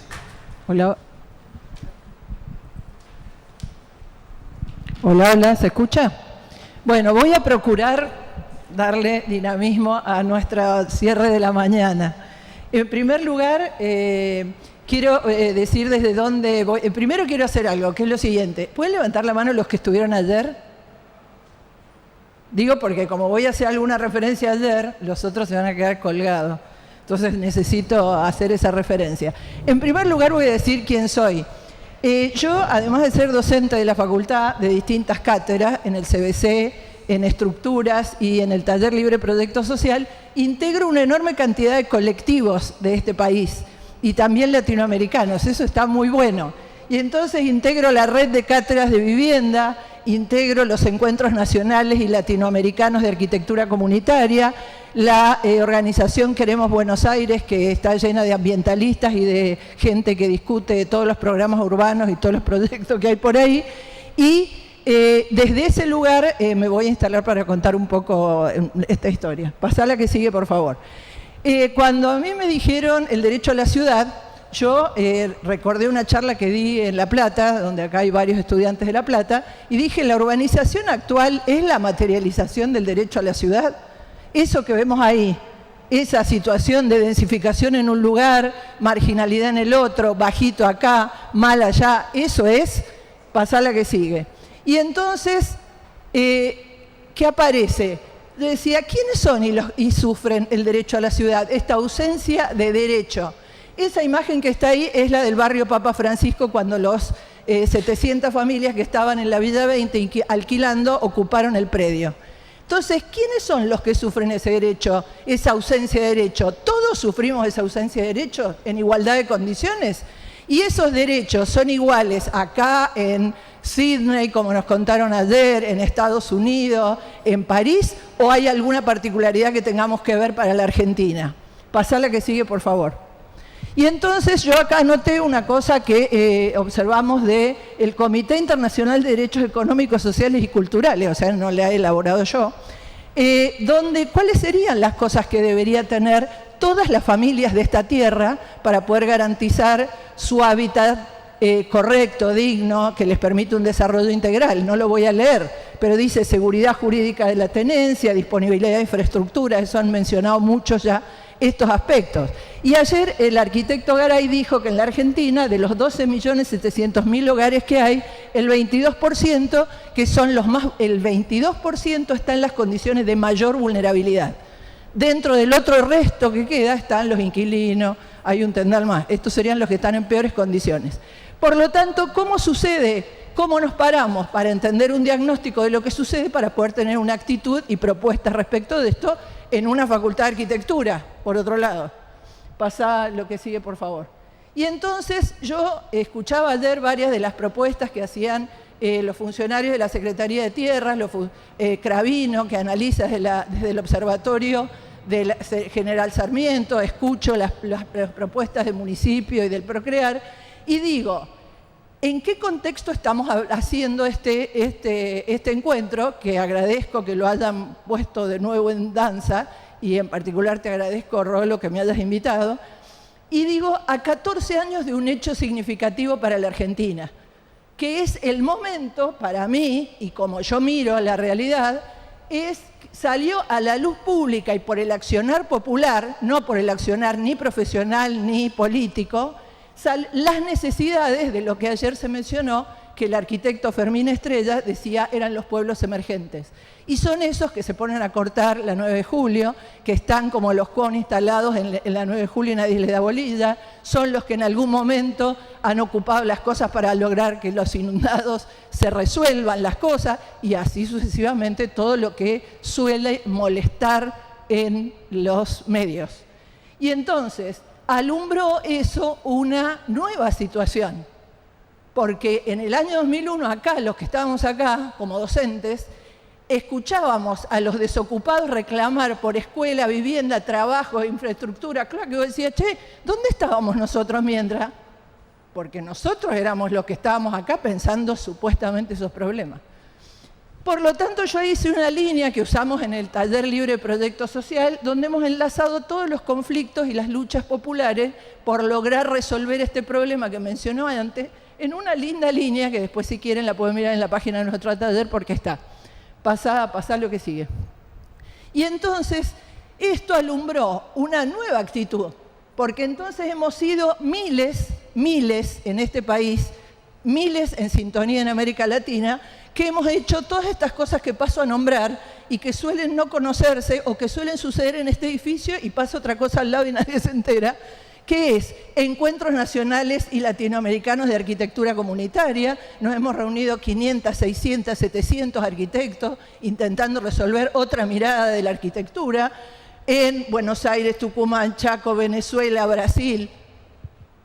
Autogestionado, nadie lo sostiene, no lo sostiene el Estado, no lo sostiene el mercado. Talleres y acciones de formación infinitos, hechos desde abajo en 4.000 lugares y en todos los lugares de las facultades de arquitectura de la Argentina. Redes latinoamericanas, yo lo mencioné, cátedras de las facultades que están pequeñas y escondidas en algún lugar intentando resolver nuevos paradigmas, nuevos enfoques para poder resolver este problema. Movimientos por la reforma urbana que lo encabezó el arquitecto Fernández Wagner, y que planteó y sistematizó una cantidad de cosas de qué es lo que habría que modificar en las ciudades y cuáles son sus problemas. Y hay mucha búsqueda en estas cátedras de esta facultad por resolver una cantidad de cosas que empezaron a hacer aparecer conceptos que antes no se mencionaban. Inclusivo, sustentable, articulación urbana, proyectar con la comunidad, equidad espacial. Todos esos conceptos en general no los conocíamos antes. O por lo menos el que los conocía nunca estaba en voz pública. Pasa por favor el que sigue. Y ahí yo muestro algunas imágenes de algo de ese accionar. Lo tuve que hacer anoche corriendo, por lo tanto no son las más representativas. Pero arriba estamos en el patio de la Facultad de Arquitectura de Tucumán. Ahí están los seminarios de vivienda y urbanismo social que ha dado el arquitecto Fermín Estrella en La Plata con 700 estudiantes. Abajo el taller, el mismo taller que se hizo en la Facultad de Arquitectura. Y ahí está el arquitecto Fermín Estrella con el equipo que trabajó para darle proyecto a los vecinos ocupantes del barrio Papa Francisco. Pasa por favor la que sigue. Y acá hay acciones de formación que yo no voy a mencionar las que hace el Estado, las hemos descrito estos días, pero voy a mencionar otras, porque son significativas de esa nueva actitud que ha habido en la Argentina y que ha puesto en particular a todos los más jóvenes a discutir estas cosas y a ver cómo hacerlas de otra manera. Y entonces, quiero destacar la Mesa de Urbanización de la Villa 31 que se desarrolló, dirigida por Di Filippo y la diputada Rocío Sánchez Andía, que logró un ejemplo de democracia y participación y que fue unánimemente votada y vetada posteriormente por el gobierno de la ciudad, y se ha hecho todo lo posible con lo que se hizo ayer, se mencionó, de urbanismo de maquillaje, para lograr dividir, enloquecer a todos los vecinos y los delegados, los 123 delegados de esas manzanas, con su comité de 12 miembros, que tiene 10 mujeres en ese lugar. Lo digo porque los delegados mayoritariamente son mujeres. Se ha construido un programa de construcción con el pueblo en La Plata para resolver el problema de la inundación. Lo han hecho desde los centros de estudiantes de la facultad. Se ha desarrollado en el Chaco desde las organizaciones originarias y campesinas programas que se lograron imponerle al Estado. Arquitectos se pusieron a ver cómo le hacían un proyecto a los ocupantes del barrio Papa Francisco, y hay infinita cantidad de pensamientos. Entre ellos me pareció muy interesante tu explicación de cómo incidir en la producción social del hábitat, proyectos de integración sociourbana de villas, asentamientos, porque la Argentina es un semillero de todas estas cosas. Y está todos los miles de arquitectos que hemos participado en todos los programas nacionales que se desarrollaron.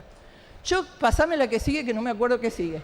Yo quiero decir eso de participación porque es muy importante entender para mí que las cosas son, por un lado, conquista y por otro, concesión. Si yo tengo miles reclamando, le tengo que dar 2 millones de puestos de trabajo y tengo que generar un montón de programas. Eso es concesión, para la gente es conquista. Y hay que lograr cómo hacer para que eso se transforme en una cosa poderosa que pueda cambiar de fondo la Argentina y nuestra sociedad.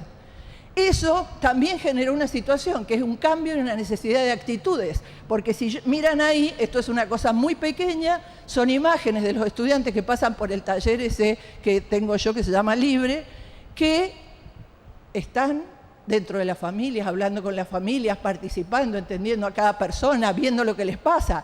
No proyectamos en el tablero, miramos lo que sucede, hablamos con las personas, pero eso requería un cambio de actitud. Pasá la que sigue, por favor. Y entonces, había que recuperar enfoques, había que ver cómo entrar en sintonía con todo esto, cómo hacer un encuentro fértil para que las necesidades nuestras como arquitectos, desesperados por el proyecto, por poner una cosa transformadora de nuestra sociedad y de nuestras ciudades, pudiera encontrarse con los sujetos de esas necesidades. Y entonces se han desarrollado una enorme cantidad de cosas que han ido recuperando algunas cosas y a la vez entrando en colisión con otras propuestas que se encuentran en el territorio. Pasá la que sigue, por favor. Y yo acá puse una y estaba preocupada porque no me acordaba quién es el autor de ese proyecto y no sé qué se va a enojar, pero yo lo que quise poner con ese ejemplo era, ¿y la facultad qué tiene de referencia? Porque ¿cómo voy? Si tengo como referencia aquello, ¿cómo doy respuesta a esto? Es un problema. Y saqué una imagen que tenía porque me parecía que se iban a enchinchar mucho. Yo soy docente de estructuras, aviso. Conozco todas las cosas que hacen todas las cátedras porque los alumnos vienen a preguntarnos cómo sostienen los edificios. Pasá lo que sigue. Y entonces la pregunta que nos hemos hecho mucho es cómo ser un aporte para la transformación de esta realidad, cómo mejorar la calidad de semejante esfuerzo profesional, estudiantil, que se ha ido haciendo estos años, y qué hacer. Esa es una imagencita que nosotros tenemos del taller donde decimos por dónde andamos interviniendo y dónde andamos. Nosotros ahí intervenimos con acuerdo con las organizaciones sociales. No vamos desde así en liana, cayendo en plato volador al sitio. Pasá la que sigue.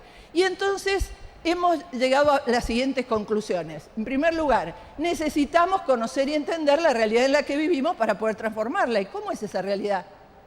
Ayer han contado de todo, contaron lo que pasa en París, lo que pasa en Sydney. Esta mañana contó el arquitecto de Ecuador cómo ve él las ciudades.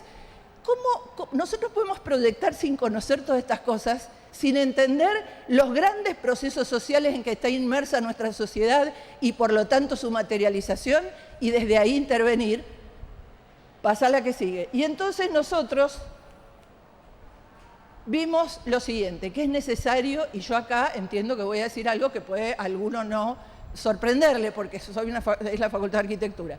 ¿En qué proceso mundial de ocupación y apropiación del espacio estamos en el mundo? Miren qué ambicioso. Ya no en la Villa 31, en el mundo. Entonces, nosotros hemos visto lo siguiente, a partir de la restauración del capitalismo en todos los países socialistas, cosa que sucedió, el último fue en el 78, que es China, nos encontramos con esto, un mercado mundial capitalista único, que se reparte el mundo y ni siquiera tiene que pelearse con el otro grupo. Por lo tanto, desarrollaron una ofensiva gigantesca sobre todos los derechos de toda la población, no solo de los obreros de esos países. Y eso ha generado una situación interesante en la relación ciudad-campo que yo propongo que miremos de conjunto en algún momento, y que ha generado este proceso de urbanización mundial, donde América Latina, como bien lo destacó el arquitecto hoy, es uno de los paradigmas de urbanización. Está bien ir hacia las ciudades, porque si vamos hacia las ciudades como la que mostré primero, la verdad que no me gusta. Por lo tanto, ¿cómo es esa historia? ¿Por qué estamos yendo a eso? ¿Qué ha cambiado en la producción de alimentos, del campo, de la producción industrial para que nos esté pasando esto?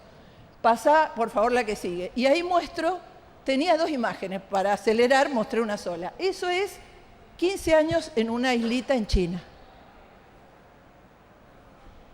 Hiperdensificación y verticalización. ¿Por qué se está produciendo eso? Pasá la que sigue. ¿Esto? Pasá la que sigue. Esto, ciudades vacías, voy a tardar un poquito, ciudades vacías en China, vacías, y agarré el ejemplo en China porque como ahora está de moda, entonces lo menciono, podría mencionar otros. Entonces, ¿para qué es esto? ¿Para qué y para quién? Pasá la que sigue, por favor. Y esto es un conjunto habitacional en la India transformado con la producción social del hábitat de la gente que tiene nada. Miren lo que ha sucedido. Entonces, pasá la que sigue. ¿Qué decimos nosotros? Ha habido una urbanización salvaje, procesos mundiales y locales de gentrificación en cada ciudad para que la gente, para reemplazarlos a unos por otros, con capacidades de adquirir las cosas.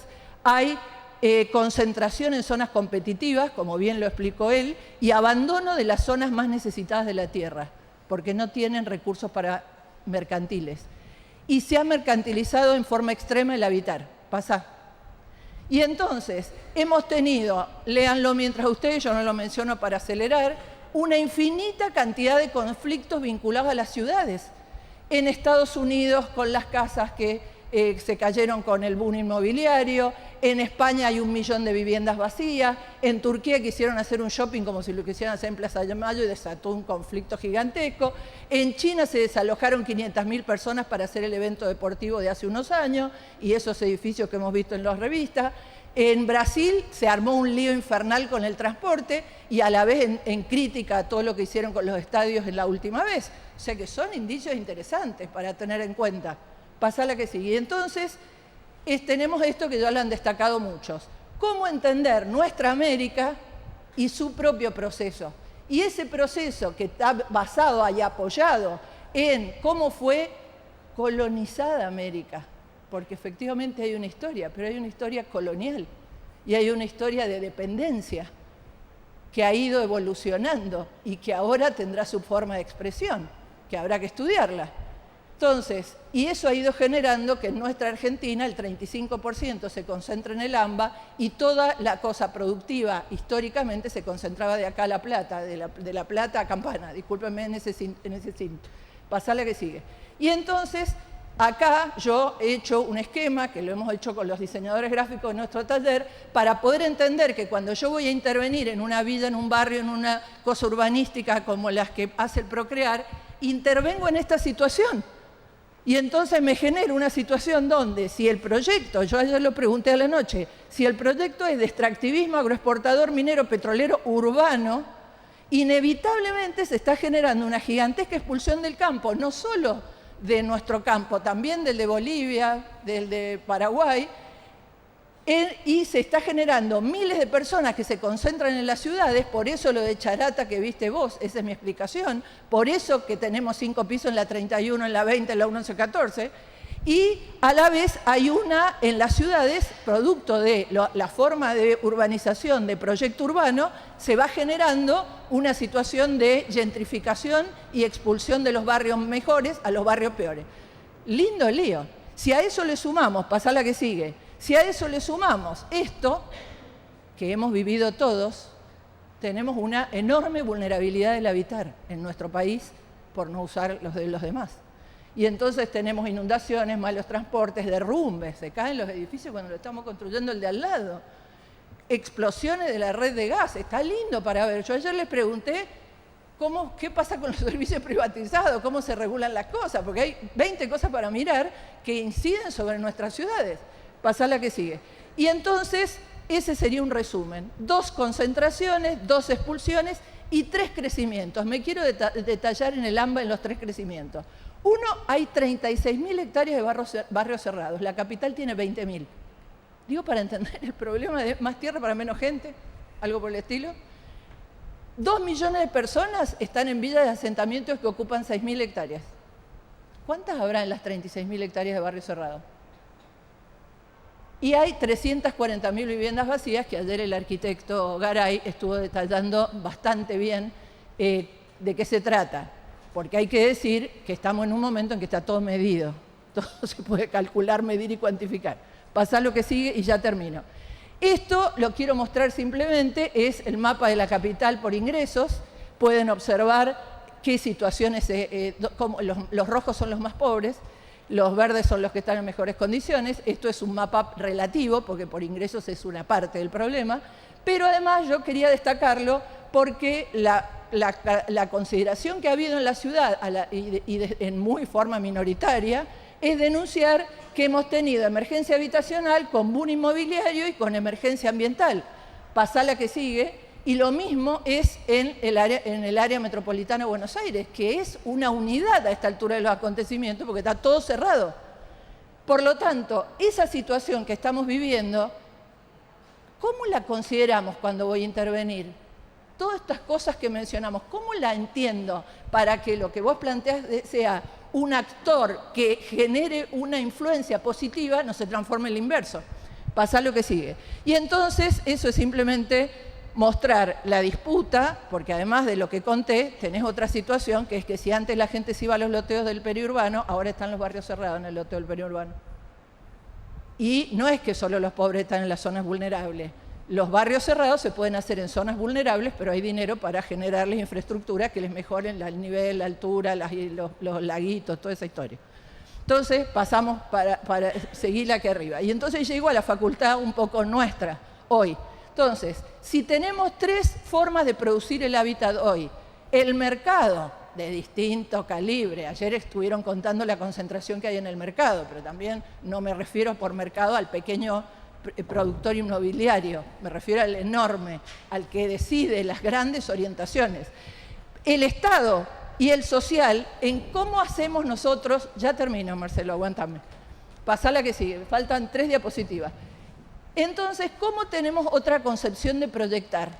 Porque se proyecta para las necesidades, pero resulta que hay 3 maneras distintas. Una para las necesidades de los que pueden adquirir bienes y servicios. Eso es una. La otra es para los que pueden apreciar el buen diseño. Y entonces todas las cosas que nuestras profesiones son extraordinarias de aprender solamente van a un segmento de la población, al otro no. Y el tercero es cómo tomar todas las necesidades y ponerse a resolverlas. Pasá la que sigue, por favor. Y entonces, si todas las necesidades son derechos, que es lo que quiero plantear para ir al derecho a la ciudad, toda necesidad requiere un proyecto y hay muchas necesidades sin proyecto en nuestro país. Y eso requiere un nuevo vínculo con las organizaciones y las personas, porque todas las decisiones que se toman, pasá la que sigue, que se toman sin consultar con nadie, considerando que son espacios vacantes, vacíos, cuadraditos y nada más, generan efectos reactivos malos y, como acaba de mencionar el arquitecto. Y entonces, ¿cómo lograr? Nuestro desafío es cómo lograr un enfoque frente a estos problemas que nos permita integrar interdisciplinariamente todos los factores que nos aportan lo que el otro día se mencionó como ciencias parcelarias, deberíamos poder juntarlas, los aportes de la ciencia, la técnica y el arte, los aportes de la cultura del diseño, que mucho ha practicado y mucho ha sacado como conclusión, y los aportes de los saberes populares, para poder ir a resolver necesidades en un acto transformador. Yo creo que la que sigue es la última. Esto es lo de Fermín Estrella, lo he tomado porque me parecía un homenaje a su accionar y solo voy a leer la de arriba. Las necesidades populares son inmensas e impostergables, no se puede estudiar que se resuelvan en 25 años, es un tema. Y pasá la que sigue, que creo que terminamos, seguí, pasá la que sigue, y entonces en nuestro taller, en una forma, si se quiere, muy de activismo proyectual, decimos, tenemos que aprender a pararnos con los pies en la tierra, situados sin miedo en las condiciones en que vivimos, en las cosas que pasan, entenderlas. Entendemos a su vez que somos parte todos del pueblo y que sus necesidades son las nuestras y que las nuestras tienen que ser también las de ellos porque nos necesitan como proyectistas y por eso trabajamos con esa consigna que dice formándonos junto al pueblo en sus necesidades y sus luchas. Gracias.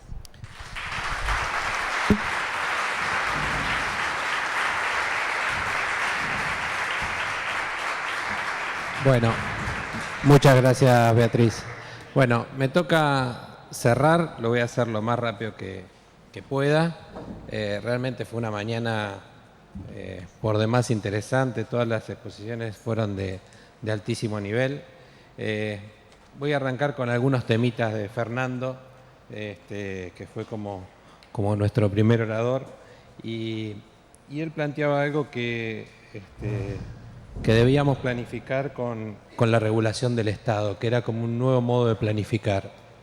Y ese nuevo modo de planificar es una materia pendiente en todos lados. Entendemos que seguramente el mercado reacciona mucho más rápido que los planificadores y que en este mundo de la comunicación y este mundo de la velocidad, planificar a la velocidad del mercado va a ser bastante complejo. Creemos que sí o sí tenemos que planificar al mercado y tenemos que ser el Estado un actor importante a la hora de incidir en la condición urbana.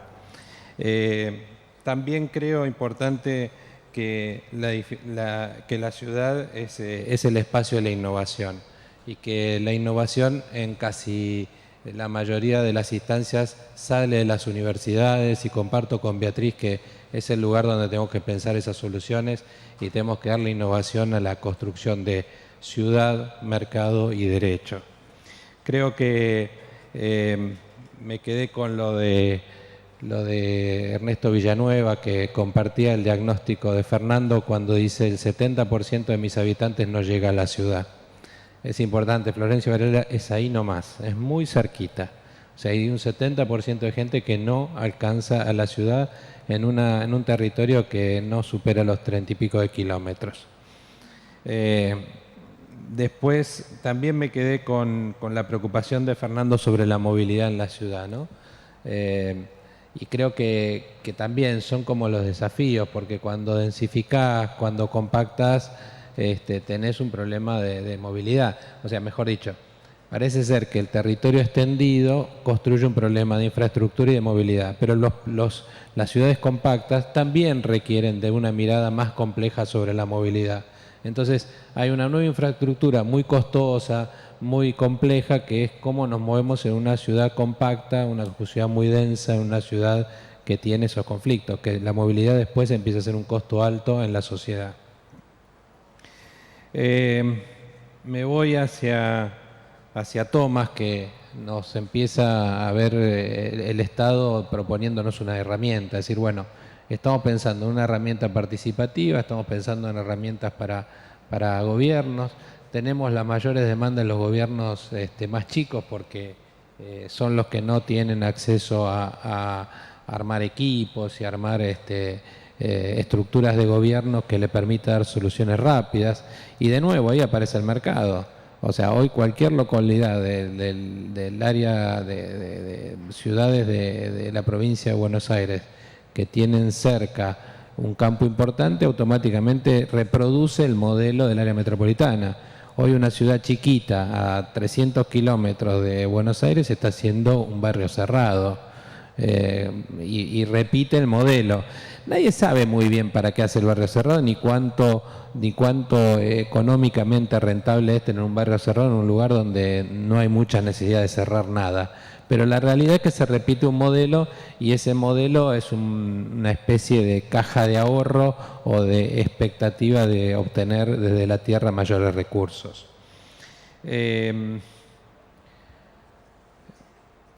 Son muchas cosas, así que estoy tratando de achicarlo lo más que se puede.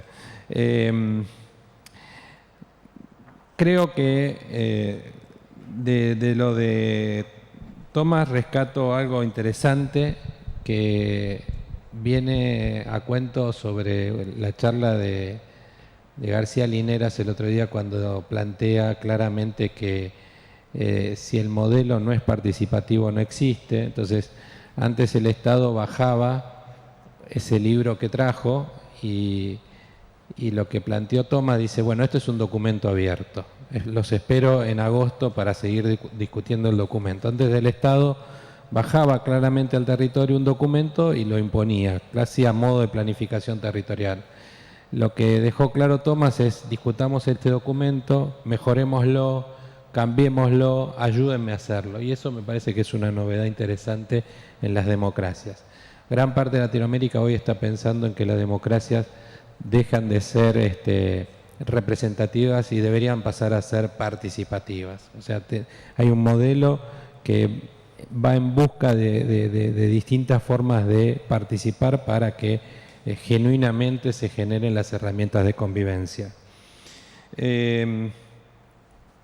De Flavio creo que es interesante la experiencia de identificar esos espacios de intersticio y esos lugares de convivencia y esas acciones que uno cuando veía las imágenes la puede llegar a ver inmediatas, posibles de hacer mañana, esas intervenciones urbanas que solo requieren acción política territorial, es decir, cómo juntamos a esta gente en pos de este camino y cómo este camino que va hacia este lugar nos va a beneficiar a todos. Así que me parece que lo de Flavio es como una respuesta directa e inmediata a mejorar condiciones y calidad de vida en el cortísimo plazo. Ahí me parece que sumaría a que hoy lo deberíamos poner como agenda en cualquiera de las municipalidades y debería ser parte de las recomendaciones para el manual de tomas, ¿no? Digamos, si te ocurre esto, salí corriendo hacia este lugar que me parece que es una herramienta interesante, dinámica, rápida, efectiva. Sigo, Ya termino. Sara, me parece que el planteo del Estado de salir a incorporar herramientas rápidas de financiamiento y hacer transferencias inmediatas de recursos, me parece que es la manera más rápida de transferencia de la economía. Me parece que es una forma que dentro de las herramientas inmediatas que tiene el Estado es la más efectiva. Es una manera de tomar dinero de los excedentes públicos y volcarlas a la inmediatez y a la necesidad. Creo que si esta herramienta se sostiene puede ser muy efectiva en el tiempo. Tenemos que lograr calidad, tenemos que lograr asistencia territorial. En algunas experiencias que estamos haciendo nosotros en el sur nos damos cuenta que a la gente le cuesta inscribirse, que no es lo mismo inscribirse en Buenos Aires que inscribirse en las afueras de Neuquén, y que no es lo mismo acceder a una computadora o a internet bueno, entonces a los gobiernos que nosotros estamos asesorando le decimos: poné una oficina de asistencia, articulá las políticas públicas, acompañalos a que estos territorios finalmente tengan el objetivo y logren que cada ladrillo se ponga en el lugar más correcto. Entonces, ahí hay una discusión interesante. Yo no estoy tan seguro que nos falte tanto suelo. Lo que sí estoy seguro es que lo tenemos muy mal distribuido, que lo tenemos muy concentrado, que cuando tengamos una política con una mirada interior vamos a lograr un territorio más equilibrado. Cuando logremos que la industria esté en los lugares donde en los 90 decía que no pasaba nada, empiece a pasar, y eso va a llevar a poblaciones a que se instalen en lugares donde hoy pasaron a ser lugares sin interés. Entonces digo, la política pública tiene que estar en pos de construir esos espacios de interés, en pos de construir esas estrategias que lleven a que una persona seguramente vive en un lugar o en una ciudad de menos de 1 millón de habitantes. Vivir en una ciudad de más de 10 millones de habitantes, como es la megalópoli del área metropolitana, es un lugar muy complejo de vivir, es un lugar muy costoso de vivir, y la mayoría de la gente no está tan feliz viviendo en ese lugar, lo hace solo por necesidad. Y me queda lo de Beatriz, creo que te fui citando todo el tiempo, Beatriz, así que creo que compartimos que estamos en una instancia de ampliación de derecho en líneas generales, y que esa instancia de ampliación de derecho se viene sosteniendo durante muchos años. Y creo que el derecho a la ciudad, el derecho a la ciudad real, no a la ciudad que a veces nos hacen creer en el octavo cordón del conurbano donde ya no pasa nada, sino el derecho a la ciudad real, a esta ciudad que reclamaba hoy Ernesto, me parece que es el derecho a la ciudad que tenemos que intentar lograr. Así que bueno, muchas gracias, la verdad que fue un lujo esta mañana, y esperemos que esto nos sirva para seguir creciendo, para vivir mejor y para ser más capaces de afrontar los desafíos. Hasta luego.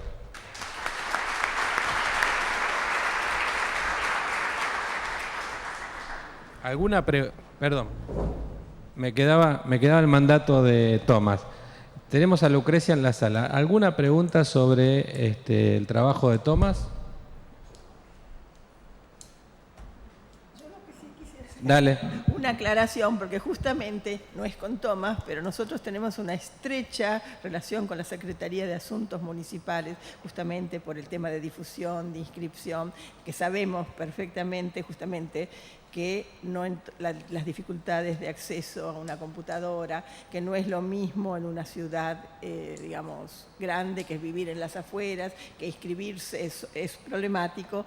Por eso, digamos, nosotros tenemos un gran intercambio con los municipios locales, es decir, justamente por los temas de difusión, de inscripción, de que nadie se quede afuera, y uno de la Secretaría de Asuntos Municipales, tenemos una gran, digamos, interacción con ellos, así que esto, digamos, me parecía interesante compartirlo. Bueno, cerramos. Muchas gracias nuevamente.